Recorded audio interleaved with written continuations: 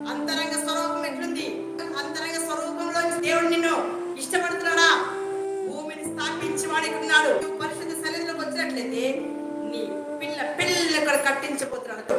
దావీదు తన పునాదుల్ని నిలబెట్టిన దేవుడు మనతో కూడా వాగ్దానం చేస్తున్నాడు. ఆయన శ్వాసాన్ని కాపాడడానికి నీకు దేవుడు తోడుకున్నాడు.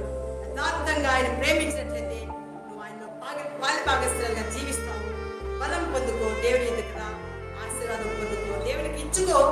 దేవుడు మేలు చేస్తాడు, తప్పక మేలు చేస్తాడు. నిరీక్షించబోద్దు. ప్రభు నీకు తోడేందుగాక ప్రార్థించేస్తున్నాను. కళ్ళు ఎంతమంది అయితే విన్నారు బిడ్డలందరూ జ్ఞాపకం చేసుకోండి. వింటమే కాదు ఆయన అనుసరించే వాక్యాన్ని కూడా దయచేయండి.